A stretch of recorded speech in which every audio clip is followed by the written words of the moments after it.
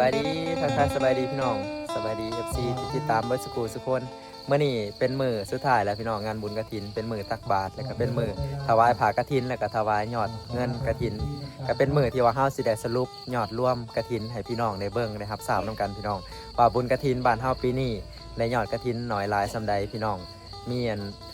ปัจจัยหลายส่ำใดผู้ที่ว่าเพิ่นมาอันร่วมเป็นประธานแล้วก็ร่วมทำบุญในครั้งนี้พี่น้องปีละ1ครั้งพี่น้องงานบุญกฐินบางเทื่อปีนี้ก็เป็นปีที่3อาจสิบ่แม่นปีสุดท้ายพี่น้องแต่ว่าปีหน้ามีเจ้าภาพหรือว่ามีอันศรัทธาหลายเพิ่นก็สิมาสร้างงานบุญกฐินอีกเป็นปีต่อๆไปพี่น้องรอถ่ายติดตามเบิ่งปีหน้าแต่ว่ามื้อนี้เฮาสิพาพี่น้องมาเบิ่งกันรายชื่อประธานกฐินจากจังหวัดสกลนครก่อนพี่น้องมาเบิ่งรายชื่อเสียงเรียงนามเพิ่นเนาะที่ว่าเพิ่นมาซอยทำบุญสร้างสาพัฒนาวัดบ้านเฮาเดียวสิขออนุญาตอ่านให้พี่น้องเบิ่งเลยเด้อกฐินเทื่อนี้น่ะนำพาโดยพระครูสมุทรบุญเล็งที่ปังกะโลพี่น้องหรือว่าหลวงลุงที่ว่าเพิ่นนั้นมาเฮ็ดกฐินเฮ็ดผ้าป่าในแต่ละปีนะพี่น้องผู้ที่1เนาะฐานนางพันพรผู้วงศาผู้ที่2ฐานนางกุหลาบไสยาลังผู้ที่3ฐานนางลำดวนไขประพายผู้ที่4ฐานนางเสลิมศรีหอมอ่อนที่5ฐานนางลมหาเวลีผู้ที่6ฐานนางบุญเรือนจิตดี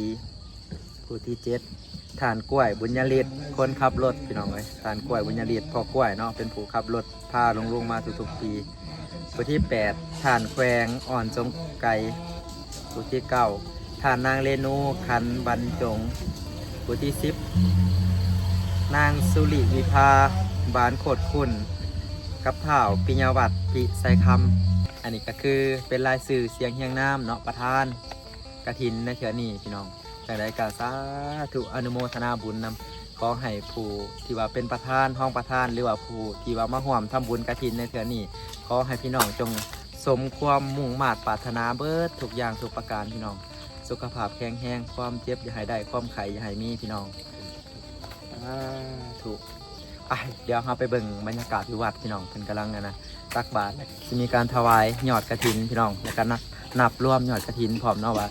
ปีนี้งานกฐินบ้านเฮาปีนี้สิได้ยอดรวมเท่าใดพี่น้องเดี๋ยวเราไปติดตามเบิ่งนํกันพี่น้องอากาศ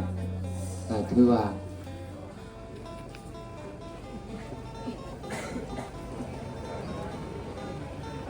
มหากฐินนำเป็นปัจจัยอยู่400 บาทนอกสาธุสาธุ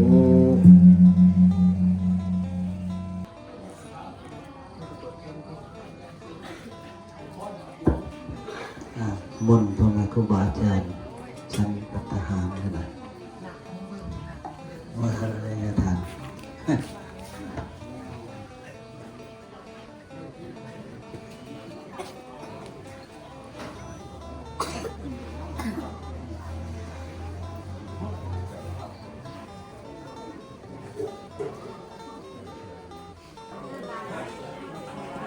ต่อมาก็คืออาจารย์เนาะ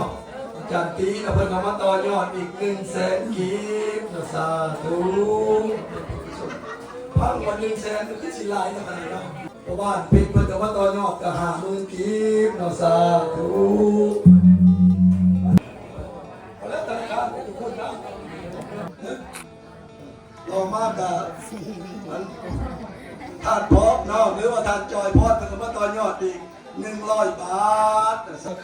คือทานขุนเดชเพิ่นก็มาต่อยอดอีก20,000 กีบสาธุ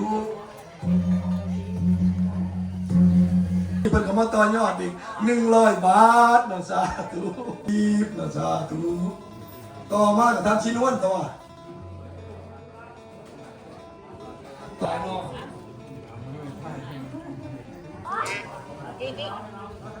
ต่อมาก็คือแม่น้อมนะเพิ่นก็มาต่อยอดอีก30,000 กีบสาธุเป็นบุญกุศลท่านสาธุมาเด้อท่านโอ้ยมันก็บ่ธรรมดาเด้อเพิ่นสิมาโอ้เนาะมันบ่น่าสร้างนิดนี่แหละเนาะเพิ่นก็มาต่อยอดอีก120 บาท20,00010,000 กับคุณ คูณเป็นเงินบาทไทยครั้งความควบคนนะ ตอนนี้กำลังสิถวายผากฐินและก็ยอดกฐินพี่น้องชาวบ้านมักกะทายกหรือว่าเฒ่าแก่ในโฮมอะไรเพิ่นกำลังรวบรวมเงินพี่น้องกำลังนับยอดกฐินเนาะว่าปีนี้สิได้หลายส่าใดพี่น้องปีนี้ก็ถือว่าเป็นอีกปีหนึ่งเนาะที่ว่าบุญกฐินเฮาเฮ็ดแบบบุญน้อยๆเนาะแต่ว่ามันบ่น้อยพี่น้องลงท้ายถือว่ารายได้ถือว่าหลายเด้ปีนี้พี่น้องชาวบ้านจากบ้านเฮาแน่บ้านใกล้เฮือนเคียงแน่แล้วก็พี่น้องจากฝั่งไทยเนาะคือว่ามาซอยกัน ฟังเด้อว่าได้เลขสิออก โฮ เนาะ มถอนโฮมซอยกันคือว่าหลายเลยพี่น้องเลยยอดเดี๋ยวถารุ่นเบิ่งพี่น้องว่าสิได้หลายส่าใด นะโมตัสสะภะคะวะโตอะระหะโตสัมมาสัมพุทธัสสะนะโมตัสสะภะคะวะโตอะระหะโตสัมมาสัมพุทธัสสะกฐินนะจีวราทุตสังสังคัสสะโอโนชญามะสาธุโนพันเตสังโฆกฐินนะจีวราทุตสังปฏิคันหาตุปฏิเหตตวาจาจิวราเสนากฐินังวัฏตตุอมหากังทิคารตยาข้าแต่ทานประสงค์ผู้เจริญซึ่งผ่ากฐินจีวรกับทั้งเครื่องที่เป็นบริวารให้แก่พระสงฆ์ขอพระสงฆ์จงหาซึ่งผ่ากฐินจีวรกับทั้งเครื่องที่เป็นบริวารนี้ของพวกขน้อยทั้งหลายขั้นหับแล้วจงการกฐินด้วยผ้านี้เพื่อประโยชน์และความสุขความสุขแก่พวกขน้อยทั้งหลายสิ้นกาลละนานเถิดสาธุสาธุสาธุปาริสุทโธอนุโมทามิอาจารย์อ่านรายชื่อเจ้าภาพคนมาเอาปากกฐินมาถวายเนาะ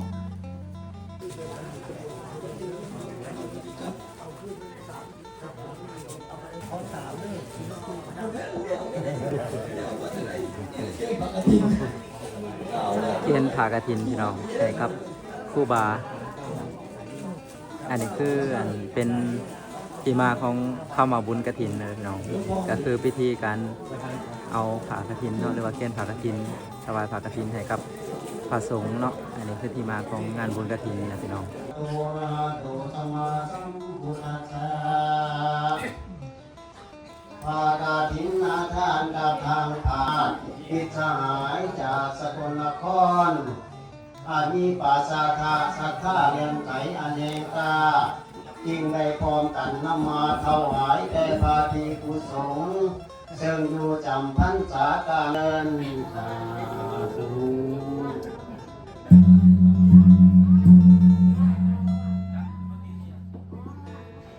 แล้วเห็นสมควรแก่ทางพระอำเภอขันติโกอยู่ในอาวาสนี้ในกาลบัดนี้เถิดสาธุสาธุสาธุโมทามิ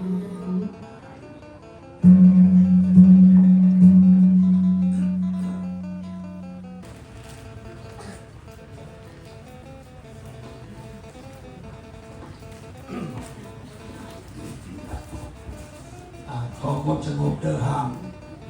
น้อยหนึ่งห้ามบอกกันนอกเวลาปฏิเนาะ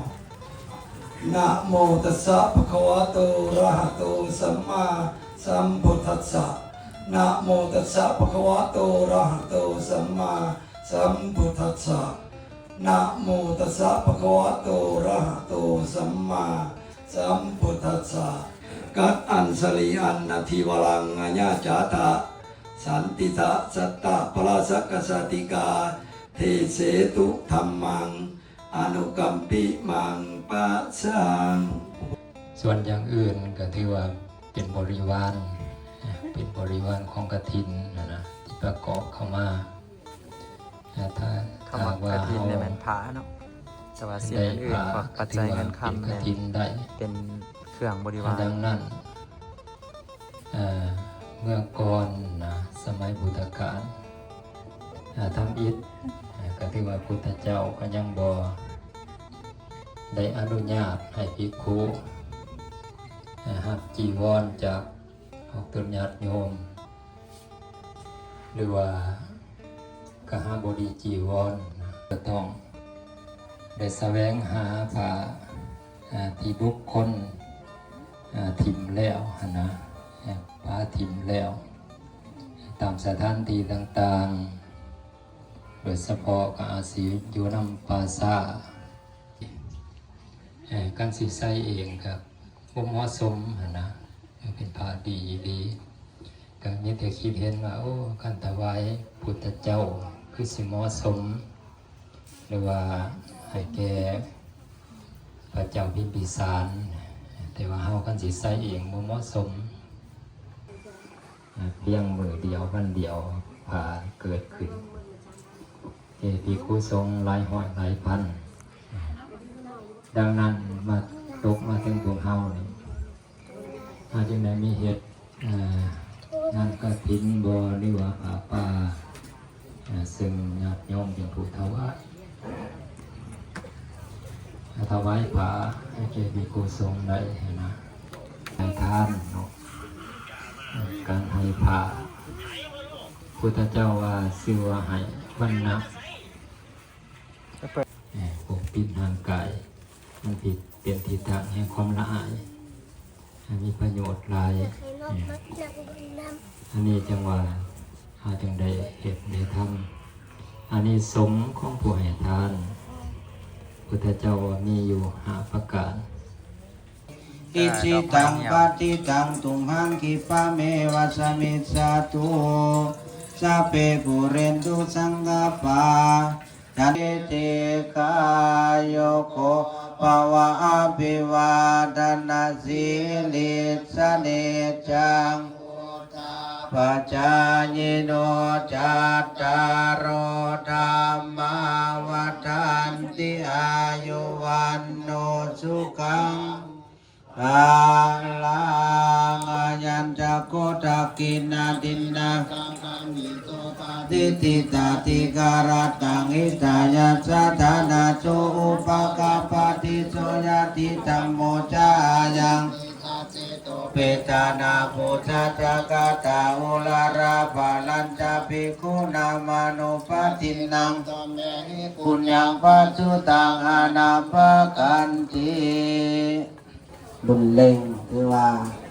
และก็พร้อมทั้งครูบาอาจารย์ทุกอาทุกองค์และก็ญาติทานชุมจันทร์บุตรคำเจ้าคณะเมืองและก็ญาติทานคำเสาญาติทานญาติทานจุนเนาะได้มาห่วมญาติทานบุญนำได้มาห่วมอนุโมทนาบุญนำพร้อมทั้งอดเป็นญาติโยมทั้งไก่ทั้งไก่ที่ได้มาโมทนาสาธุการน้ำกันขนมกาไม่มียังขออนุโมทนาเป็นนมยทานที่ได้นำเอาผ้ากฐินเลยว่ากองกฐินมาถวายในปีนี้ฉะนั้นในท้ายที่สุดขนมก็เอ่ยขอพรขอยทานจงมีทุกคนสุขคนเจริญในอายุวันนาสุขภาระของครั้งพ่อแม่ครูบาอาจารย์ทุกอาทุกองค์จงมีแต่ความสุขความเจริญอายุวันนาสุขภาระ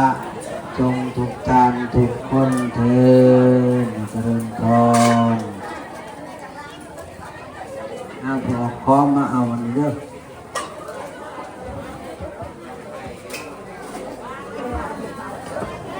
เอา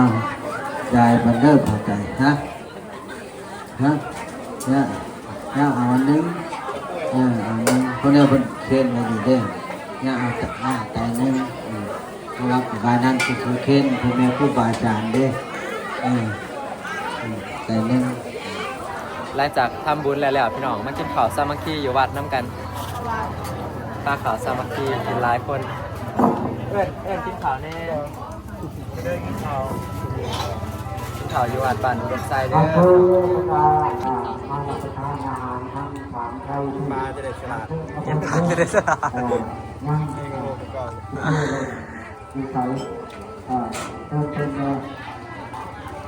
เบิ่งอาหารการกินพี่น้องอาหารบ้านเฮามีต้มกบปิ่งปลาแล้วก็แกงเฮ็ดแล้วก็ขั่วจิหล่อพี่น้องอาหารบ้านนาเฮาตอนรับแขกนำแล้วก็ชาวบ้านกินเองเนาะที่ว่าเฮาลงมานะหลังจากเฮาเชิญให้ครูบาแล้วเนาะที่ว่าครูบาเพิ่นก็บ่ได้หลายองค์นะแต่ว่าชาวบ้านเอาผ้าขาวลงมาหลายก็เลยว่านะส่วนหนึ่งก็พระสงฆ์แล้วก็ชาวบ้านเดี๋ยวไปเบิ่งภาคอื่นๆพี่น้อง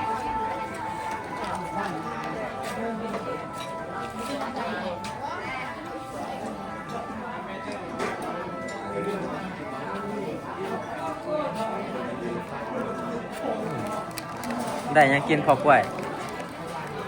กับข้าวลอยขวดจิหล่ออันจะกินต้มกบไปพาเฮาเด้อกินข้าวเด้อพี่น้องกินข้าวสามัคคีเด้อมีทั้งปลาแห้งมีทั้งซีนทั้งปลาข้าวต้มขนมครบเบิดพี่น้องของหวานแล้วก็อาหารการกินมีครบเบิดทุกอย่างกระปูค่ายก็มีแม่กุหลาบได้ยังกินแม่ได้ยังกินขวแมงกิโลป้า2 จานเลยอาหารบ้านเฮาพี่น้องเพื่อเฮามาแล้วเขาอิ่มน้ำแล้วก็มีแซ่บบอกกินข้าวอยู่วัดแซ่บบอกไม่ถามกินข้าวอยู่วัดแนวกินกะลายคนกะลายกินข้าวอยู่วัดพี่น้องอยากกินยังก็มีแนวกินปีนี้ก็ยอดกระถินก็ได้หลายพี่น้องหลายเกินขาดไม้ดิได้อยู่200,000 กว่าบาทถือว่าหลายสุดๆพี่น้องปีนี้ก็ได้ย้อนพี่น้องจากสกลนครแล้วก็ได้ย้อนพี่น้องบ้านเฮาแล้วก็บ้านใกล้เฮือนเคียงเนาะที่ว่าซอยกันโมทนาซอยกันออกปัจจัยคนละพันคนละ500แล้วก็คนละ100,000 200,000ก็เลยได้ยอดหลาย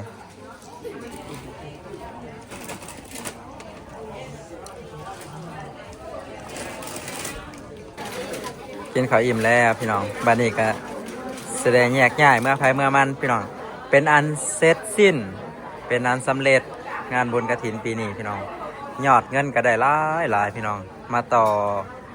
ในการสร้างสาสืบต่อในการสร้างหอแจกหลังใหม่พี่น้องปีนี้ก็หวังว่าสิได้มุงหลังคาคันมุงหลังคาอะไรก็ค่ายแน่นะพี่น้องไก่สิเหลือเหลือแต่ทั้งลุ่มบัดนี้จะได้ก็ขอบคุณหลายๆเบิร์ดสุขุสุคนที่ว่าซอยกันห่วมซอยกันทำบุญพี่น้องแล้วก็ครับ แล้วก็ขอบใจไปยังเงินทีมงานยูทูบเบอร์จากบ้านน้อยปังพี่น้องเมื่อวานนี้เพิ่นกลับมาซอยเฮ็ดโรงทานในวัดบ้านเฮาเนาะมาห่วมเฮ็ดโรงทานแต่ว่าเฮาบ่ได้อยู่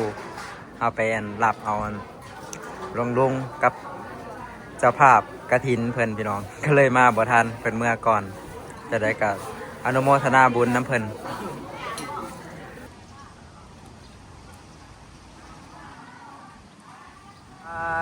เดินทางปลอดภัยเด้อเมื่อแล้วพี่น้อง พี่น้องจากจังหวัดสกลนครเจ้าภาพกฐินจากฝั่งไทยพี่น้องเพิ่นเมารถตู้มากับเมารถพอร์จูเนอร์มาแต่ว่าพอร์จูเนอร์เพิ่นเมื่อก่อนแล้วอันนี้รถตู้หลังจากแล้วงานแล้วพี่น้องแล้วงานอยู่วัดแล้วงานอยู่บ้านแล้วบัดนี้เฮาสิมาสรุปยอดกฐินให้พี่น้องได้ฮู้ได้ฟังได้รับทราบร่วมกันพี่น้องมาสรุปอยู่เฮือนยอดกฐินนี่แม่นตอนที่ว่าเฮาบ่ทันได้หักค่าใช้จ่ายอย่างนี้ตกอยู่200,000 กว่าบาทพี่น้องแต่ว่าหลังจากหักค่าใช้จ่ายอย่างต่างๆแล้วเนาะก็เหลืออยู่เป็นเงินบาท 180,590 บาทพี่น้องถือว่าป๊อดเกินคาดอีหลีพี่น้องบ่คิดว่าสิได้ส่ำนี้นะขาดบ่ถึงอีหลีเกินคาดอีหลีปีนี้เนี่ยถือว่าเป็นงานกฐินที่แบบว่าสมบูรณ์แล้วก็แบบรู้ล่วงแบบ รู้ล่วงโดยดีแล้วก็มียอดกฐินที่ว่าสูงถือว่าสมบูรณ์แบบอีกปีหนึ่งเนาะพี่น้อง แต่ก็นอกจากเงินบาทเนาะยังมีเงินกีบพี่น้องเงินกีบนะก่อนที่ว่าเฮาบ่ทันได้หักค่าใช้จ่ายนะตกอยู่20ล้านกีบพี่น้อง20ล้านก็ประมาณ 30,000 ต้นๆเนาะแต่ว่าหลังจากหักค่าใช้จ่ายหยังต่างๆแล้วเงินกีบเหลืออยู่4ล้าน3แสน3,500กีบพี่น้องอันนี้คือยอดกฐินปีนี้เนาะเดี๋ยวเฮาทวนอีกคือ1เงินบาท 185,090 บาทพี่น้องส่วนเงินกีบ4,303,500กีบพี่น้องถือว่าโอ้ยเกินความคาดหมายแล้วพี่น้องปีนี้เดี๋ยวอันถ่ายคลิปนี้สิขออนุญาตอ่านประธานเนาะหรือว่าเจ้าภาพกฐินพี่น้องจากทางสกลนครแน่แล้วก็จากทางพังไทยแน่พี่น้องสกลนครกับพังไทยคือกันเบิดเลยพี่น้องแต่ว่าบางภาคส่วนเนาะเพิ่นก็บ่ได้มาจากจังหวัดสกลนครเป็นศรัทธาที่ว่ามาจากบ่อนอื่นๆเนาะเดี๋ยวสิขออนุญาตอ่านก่อนเด้อพี่น้องชื่อผู้ใดบ่ถูกก็กราบขอโทษขออภัยนำเด้อเพราะว่าอันยังงั้น บ่เก่งปานใดพี่น้องแต่ว่าพออ่านได้สิขออนุญาตอ่านชื่อเลยเด้อพี่น้องสิบ่ได้ไล่ลำดับเนาะผู้นำหน้าพาทางแม่นพระครูสมุทรบุญเล็งที่ปังกะโลเนาะหรือว่าหลวงลุงพระมหาอนุสาพระเสกสรรพระองค์อาจพระธรรมรัตน์พระสุรพงษ์พระวินัยพระมหาประทีปพระมหากอบกิจพระอาจารย์น้อยพระมหาไกรสิทธิ์พระธีรไสยพระธีรศัพท์พลตรีหญิงสมศรีคุณพรศิริคุณอภินันท์คุณสุภกรคุณบรรจงคุณรัศนิกรคุณอนันต์คุณอินทิราคุณธีรเดชคุณอัมภัยพลหญิงธีรพรคุณธีรวิทย์คุณธีรพงษ์คุณจุฬาศิริพลเอกนพพรคุณบุพภาลาสูและบุตรีและบุตรคุณนงคารแสงปัสสาคุณอารมณ์หาเวลีคุณสุชาติคุณก้องหรือว่าคุณกล้วยเนาะบุญญฤทธิ์พอกล้วยคุณนวรัตน์บรรจงเวทคุณทองใบซาวดี คุณทองใบล้านพีจิ๋วคุณกุหลาบไสยลังคุณนุตตราจามละนาดหรือว่าคุณนาลีคุณลุงฤดีสำรองพันธ์แพทย์หญิงสนาสินนายสุพันธ์ขอบครัวคงพิลมคุณซาวลิดหลานคิงซาวนางนภาพรสินอนันตกูลหลานก่อพาณิชย์คุณแม่เอ็มออนคุณสุกิจสุนีคุณสุมนวงก่อมจิตคุณนิดาสาวรัตน์คุณนิดาคุณแม่วังคุณกิษณาคุณสมโพธคุณสุพจน์คุณพันนพรภูวงศาคุณซานวิทย์คุณฐานาวันแม่อนงเกิดสำอางคุณประสบโชคคุณจันทนาคุณสุมาลีคุณสุภานีและครอบครัว